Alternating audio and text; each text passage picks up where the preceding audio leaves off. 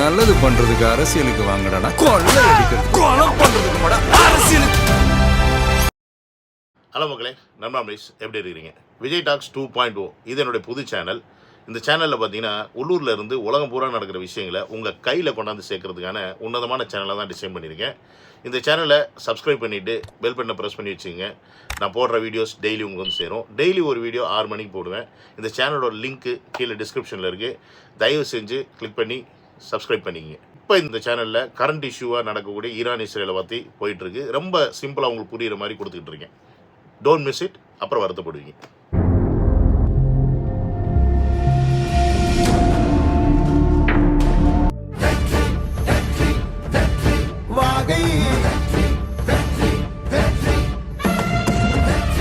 Hello மக்களே, நம்ம எப்படி இருக்கீங்க? நம்ம கட்சி வந்து பார்த்திங்கன்னா நாளுக்கு நாள் வீக் ஆகிட்டே போகுதுன்னு நினைக்கிறேன். ஏன்னா முக்கியமான நபர்கள்லாம் வந்து கட்சியை எல்லாம் குறை சொல்லிட்டு திமுகவில் போய் சேர்றாங்க.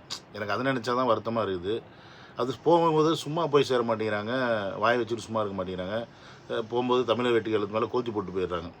அப்படி தான் பார்த்தீங்கன்னா இப்போ ரீசெண்டாக ரஞ்சனா நாச்சியார் அப்படின்னு சொல்லிட்டு ஒரு வாரத்துக்கு முன்னாடி அவங்க தமிழக வெட்டி கழகத்திலேருந்து தமிழக வெட்டி கழகத்திலேயே இருந்து ஒரு அறிக்கையெல்லாம் கொடுத்தாங்க. தளபதி மேலே வந்து கேள்வியெல்லாம் கேட்டு, ஏன்னா அவங்களோட தளபதியோட அந்த ஃபேமிலி இஷ்யூஸ் வந்துச்சுல, நீங்கள் இப்படி வந்து பண்ணக்கூடாது, நீங்கள் வந்து அதெல்லாம் ஒர்த்தே இல்லைன்னு நீங்கள் சொன்னது வந்து இந்த மகளிர் மீட்டிங்கில் சொன்னார்ல, அதெல்லாம் ஒர்த்து இல்லை, நான் பார்த்துக்கிறேன் அப்படின்னார்ல.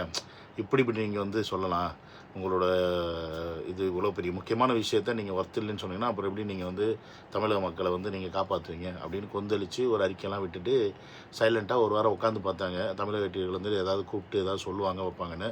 ஆனால் நம்ம தான் வந்து யாரையும் மதிக்க மாட்டோமே, முக்கியமாக பெண்களை மதிக்கவே மாட்டோம்ல. தமிழக வெட்டிகள் வந்து பெண்களை மதிக்காது. அதனால் அவங்க வந்து என்ன பண்ணிட்டாங்கன்னா, மதிக்கக்கூடிய பெண்களை மதிக்கக்கூடிய, பெண்களுக்கு பாதுகாப்பு கொடுக்கக்கூடிய, பெண்களை வந்து தாய்மார்களாக மாதிரி தங்கைமார்கள் மாதிரி போற்றக்கூடிய ஒரு கட்சியில் போய் சேர்ந்துருக்காங்க. அதுதான் அவங்க காரணமாகவும் சொல்லியிருக்காங்க. குறிப்பாக விஜய் தொடர்ச்சியாக குற்றச்சாட்டு இருக்கிறார், பெண்களுக்கு பாதுகாப்பு இல்லை அப்படி பல மேடைகளில் பேசுகிறாரு. நீங்கள் தாவேக்கல்லேருந்து பயணம் சொல்லி தற்போது திமுக பெண்களுக்கு பாதுகாப்பு திராவிட முன்னேற்ற கழகத்தை தவிர வேற எந்த கட்சியிலையும் கொடுக்க முடியாது. நீங்கள் பார்த்துருப்பீங்களா, அவங்க என்ன சொல்கிறாங்க, தமிழக வெட்டி கழகத்தில் வந்து பெண்களுக்கு பாதுகாப்பு இல்லை, இங்கே வந்து பெண்களுக்கு பாதுகாப்பு கொடுக்கக்கூடிய ஒரே ஒரு கட்சி வந்து திமுக மட்டும்தான் அப்படின்ற விஷயத்தை வந்து இவங்க பதிவு பண்ணுறாங்க. இப்போ இவங்க மட்டும் பதிவு பண்ண மாட்டாங்க. முக்கியமாக நீங்கள் திமுகவில் பார்த்தீங்கன்னா, திமுகவில் இருக்கக்கூடிய திமுகவில் பயணிக்கக்கூடிய பெண்கள் எல்லாமே திமுக மட்டும்தான் ஒரே கட்சி பெண்களுக்கான பாதுகாப்பு கொடுப்பாங்க, மற்ற கட்சியில் வந்து கிடைக்காது, அதுவும் தமிழக வெட்டி கழகத்தில் சுத்தமாக கிடைக்காது அப்படின்னு ஏகப்பட்ட அக்யூசியேஷன் வைப்பாங்க. அப்போ இந்த பெண்கள்லாம் வந்து என்ன மாதிரியான பெண்கள், நம்ம தமிழ்நாட்டுக்கு என்ன மாதிரியான சேவைகள்லாம் செஞ்சுருக்காங்க அப்படின்றது நமக்கு தெரியணும்ல. ஏன்னா இவங்க சொல்லும்போது அதில் ஒரு கருத்து இருக்குல்ல, பெண்களுக்கு பாதுகாப்பு அப்படின்னா ஒட்டுமொத்த தமிழக பெண்களுக்காக இவங்க பேசுகிறாங்க. அப்போ இவங்க தமிழக பெண்களாக இவங்க என்ன மாதிரி பிரதிபலிச்சிருக்காங்க, இந்த தமிழக பெண்களுக்காக எப்படிலாம் வந்து இயங்கியிருக்காங்க அப்படின்றத நம்ம பார்க்கணும்ல.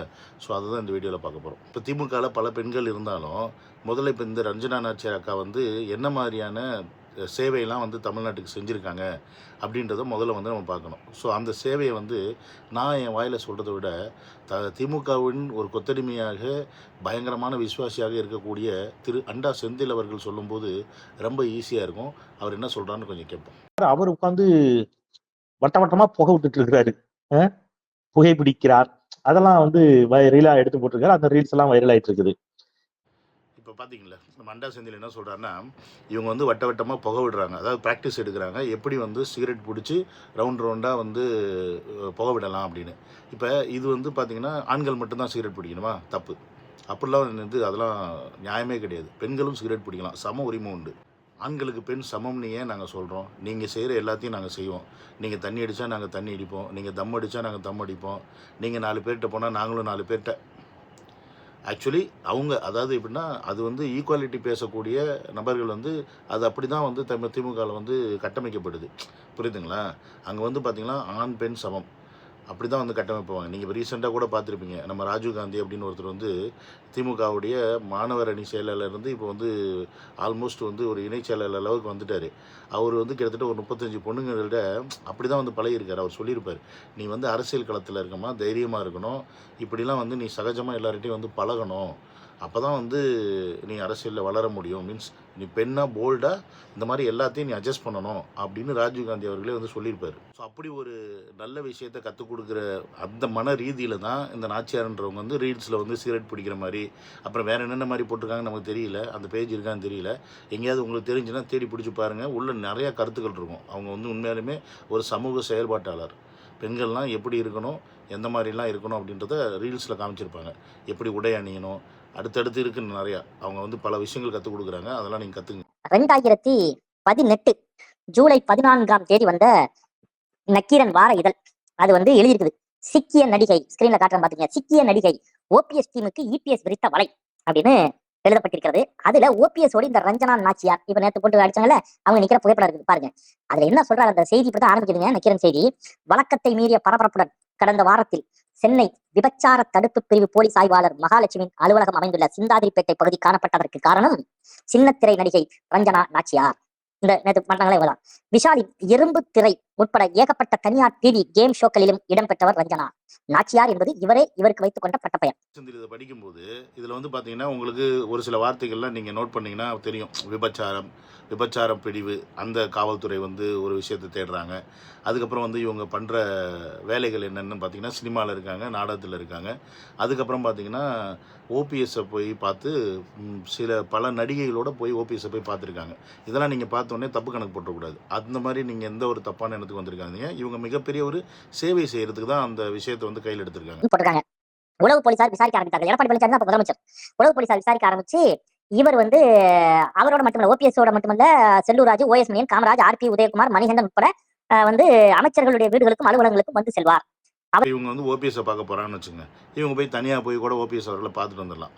கூடவே வந்து செல்லூர் ராஜா அப்புறம் இன்னும் 2-3 பேரை வந்து பார்த்ததா வந்து நம்ம அண்டா செந்தில் படிக்கிறாப்புல. அப்போ இங்கே சேவை முக்கியங்க.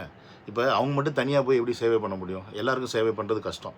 அப்போ அதனால் அவங்க என்ன பண்ணுறாங்கன்னா, அவங்க கூட இருக்கக்கூடிய பல சின்னத்திரை நடிகைகளை ஒன்றா சேர்த்து கூட்டிகிட்டு அவங்களுக்கும் சேவை மனப்பான்மையெல்லாம் கிரியேட் பண்ணி இவங்க வந்து கூட்டிகிட்டு போய் ஓபிஎஸ் மற்ற எல்லாரையும் பார்க்குறாங்க. இதை வந்து நம்ம வந்து புரிஞ்சுக்கணும். ஒரு பெண்களாக இருந்து எப்படி அரசியல்வாதிகளுக்கு சேவை பண்ணணும் அப்படின்றது நீங்கள் புரிஞ்சுக்கணும். நீங்கள் நல்லா ஞாபகம் வச்சு பாருங்களேன்.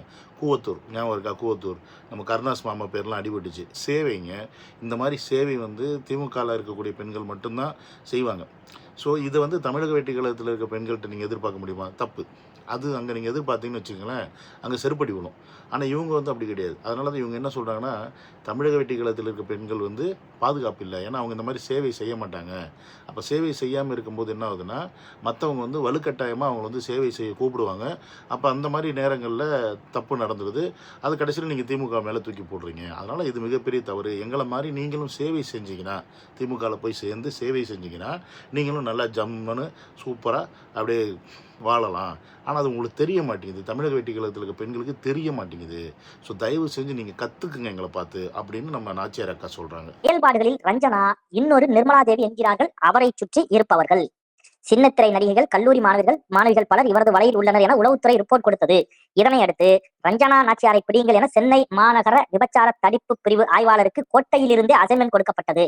இது எதுவும் நான் சொல்லல, நக்கீரனில் வெளியாகின செய்தி நான் உங்களுக்கு ஸ்கிரீன்ல காட்டி தான் பேசிட்டு இருக்கிறேன். ரைட், இப்போ இவரை பிடிக்க போறாங்க. ஸோ இப்போ நம்ம அண்டா செந்தில் என்ன சொன்னான்னு பார்த்தீங்களா? இவங்க வந்து இன்னொரு நிர்மலா தேவி யாருன்னு உங்களுக்கு தெரியுமா? அவங்க மிகப்பெரிய சேவையாளிங்க. அவங்க காலேஜில் படிக்கக்கூடிய பெண்கள் இருக்காங்கல்ல, ரொம்ப கஷ்டப்படுற பெண்கள், இவங்கெல்லாம் வந்து ஃபீஸ் கட்ட முடியாமல் கஷ்டப்படுவாங்களே, இந்த மாதிரி பெண்கள்லாம் வந்து என்ன பண்ணுவாங்கன்னா, அவங்க வந்து மூளைச்சலவை செய்வாங்க. அதாவதுமா, நீ இந்த மாதிரி கஷ்டப்பட்டு குடும்பத்துலேருந்து வர்ற, நீ ரொம்ப கஷ்டப்பட்டு படிக்கிற, எனக்கு ஒன்று பார்க்கும்போது ரொம்ப கஷ்டமாக இருக்குது, நான் சொல்கிற 1-2 சேவை மட்டும் நீ செய். ஒரு சில பேருக்கு தான், ரொம்பலாம் வேண்டாம், நீ அந்த சேவை மட்டும் செய். சூப்பராக படிச்சுட்டு போய் உனக்கு நல்ல வேலையும் கிடைக்கும், பணம் நிறையா கொடுப்பாங்க, உன்னுடைய சேவையை பாராட்டி நீ ஜம்முன்னு வாழலாம் அப்படின்னு ஒரு அற்புதமான தொழிலை பண்ணவங்க தான் அந்த நிர்மலா தேவி அப்படின்றவங்க. அப்போ இவங்க வந்து இன்னொரு நிர்மலா தேவி அப்படின்னு சொல்கிறாங்கன்னா, அப்போ அதோட அர்த்தம் என்னென்னா, அவ்வளோ பெரிய சேவை மனப்பான்மை கொண்ட நாச்சியார் வந்து தமிழக வெற்றி கழகத்தில் வந்து சேர்ந்ததே நமக்கு வந்து பாக்கியம். நம்ம வந்து மிகப்பெரிய தவறு பண்ணிட்டோம், அவங்கள வந்து கொண்டாடி இருக்கணும். ஏன்னா இவ்வளோ பெரிய சேவை மனப்பான்மை இருக்க தமிழக வெற்றி நாச்சியாரை வந்து தமிழக வெற்றிகளும் கைவிட்டுருச்சுங்க. ரொம்ப இது வந்து பெண்களுக்கு பாதுகாப்பே இல்லைங்க. கொஞ்சம் நல்லா யோசிச்சு பாருங்களேன். இவங்க மட்டும் தமிழக வெற்றி கழகத்தில் இருந்திருந்தாங்கன்னு வச்சுக்கோங்களேன். இப்போ தமிழக வெற்றி கழகத்தில் எல்லாம் வந்து பார்த்திங்கன்னா ஜென்ஜி கிட்ஸ், அதாவது இப்போ தான் வந்து காலேஜ் முடிச்சுட்டு வந்து சேர்ந்துருக்க பெண் பிள்ளைகள் நிறைய பேர் இருக்கிறாங்க. அதுக்கப்புறம் பார்த்திங்கன்னா கொஞ்சம் கஷ்டப்படுற பெண்கள் எல்லாமே விஜய் அவர்கள் வந்து நமக்கு ஏதாவது ஒரு செஞ்சிட மாட்டாரா, நமக்கு ஏதாவது நல்லது பண்ணிட மாட்டாரா அப்படின்னு ஏங்கிக்கிட்டு இருக்கும்போது அவர் ஒருத்தர் மட்டும் எப்படி பண்ண முடியும்? அப்போ இவங்க இருக்கணும்ல. இவங்க இருந்து தமிழக வெற்றி கழகத்துக்கு மிகப்பெரிய சேவை செஞ்சுருப்பாங்க. நம்ம பெண்களுக்கு வந்து கலாச்சாரத்தை வந்து அப்படியே புகுத்தி இருப்பாங்க. இவங்க வந்து பல இடங்களில் வந்து நம்ம பெண்களை கூட்டிகிட்டு போய் சேவை பண்ணி வச்சுருப்பாங்க. அப்போ என்ன ஆகுனா, இந்த சேவை பண்ண வைக்கும்போது இப்போ தமிழ்நாட்டில் நடக்குது பார்த்தீங்களா, கொலை, கற்பழிப்பு, ஆள் கடத்தல், அதுக்கப்புறமா வந்து போதை கலாச்சாரத்தில் கையை பிடிச்சி இருக்கிறது, இதெல்லாம் நடக்காது. இவங்களுக்கெல்லாம் இவங்களே வந்து சேவை பண்ணிடுவாங்க போயிட்டு. இந்த சேவை வந்து செய்கிறனால என்ன ஆகுதுன்னா, இந்த போதை ஆசாமிகளுக்கு வந்து மற்ற பெண்கள் மேலே தப்பான எண்ணம்லாம் வராது. புரியுதுங்களா நான் சொல்கிறது? அப்போ என்ன ஆகுதுன்னா, இவங்களே வந்து சேவை மனப்பான்மையோட பல விஷயங்கள் வந்து முன்னெடுத்து அந்த போதை ஆசாமிகளை வந்து கண்ட்ரோல் பண்ணுற மாதிரி பல திட்டங்களை செயல்படுத்துவாங்க. ஏன்னா நிர்மலா தேவி அப்படி தான் பல திட்டங்களை செயல்படுத்தி இப்போ அவங்க எங்கே உட்காந்துருக்காங்கன்னு உங்களுக்கு தெரியும். ஸோ அதே மாதிரி இவங்களும் பல திட்டங்களை செயல்படுத்துறதுக்கான ஒரு இடத்துல தமிழக வெற்றி கழகத்தில் வந்தப்போ தான் இப்படி ஒரு விஷயம் ஆகிப்போச்சு. அதனால் இவங்களால தமிழக வெற்றியத்தில் பயணிக்க முடியல. அதனால திமுக செலக்ட் பண்ணி போயிட்டாங்க. ஏன்னா அதுதான் இருக்கிறதுலே பெண்களுக்கு பாதுகாப்பு கொடுக்கக்கூடிய ஒரு கட்சி. இப்போ நீங்களே சொல்லுங்கள், இப்படிப்பட்ட ஒரு சேவை மனப்பான்மை உள்ள ஒரு பெண்ணை தமிழக வெற்றி கழகம் எப்படி கொண்டாடி இருக்கணும்? ஆனால் என்ன பண்ணிட்டாங்க, கடைசியில் அவங்கள கட்சியை விட்டே போக வச்சு இன்றைக்கி பார்த்தீங்கன்னா தமிழ்நாட்டுடைய உன்னத கட்சியான ஓஹோன்னு இருக்கக்கூடிய ஒரு கட்சியான மக்கள் எல்லாம் கொண்டாடக்கூடிய ஒரு கட்சியான திமுகவில் போய் சேர்த்துட்டாங்க. புரியுதுங்களா இல்லையா? ஏன்னா அவங்களுக்கு தமிழக வெற்றி கழகத்தில் முன்னாடி சேர்றதுக்கு முன்னாடி வரைக்கும் திமுக வந்து சேவை பண்ணுறதுக்கான கட்சி இல்லைன்னு சொல்லி தான் இங்கே வந்து சேர்ந்தாங்க. புரியுதுங்களா? ஆனால் இங்கே வந்ததுக்கப்புறம் தான் தெரிஞ்சு, ஐயோ இந்த கட்சியில் தான் நம்மளால் சேவை பண்ண முடியாது, நம்ம அங்கேருந்து தான் சேவை பண்ணலாம் அப்படின்னு சொல்லிட்டு ஒரே மாதத்தில் அவங்களுக்கு புரிஞ்சிருச்சு. அந்த ஒரு மாதத்தில் புரிஞ்சனால தான் இப்போ என்ன பண்ணிட்டாங்க, டக்குன்னு இவங்க அந்த கட்சியில் போய் சேர்ந்துட்டாங்க. இப்போ நீங்கள் சொல்லுங்கள், அவங்க பண்ணுற சேவை நமக்கு தேவையா இல்லையா? தமிழக வெற்றி கழகம் இந்த மாதிரி சேவை பண்ணக்கூடிய பெண்கள் வந்து கட்சியில் சேர்கிறதுக்கு முன்னாடி நீங்கள் என்ன பண்ணுங்கள், நல்லா ஆராயுங்க அவங்க என்ன மாதிரியான சேவை செய்கிறாங்க, அவங்க வந்து தமிழக வெற்றி கழகத்துக்கு வந்தால் லாய்க்கானவங்களா இல்லையா அப்படின்ற மாதிரி விஷயத்தை நீங்கள் அலசி ஆராய்ஞ்சிட்டு சேருங்க. அப்போ தான் வந்து தமிழக வெற்றி கழகத்துக்கு நல்லது.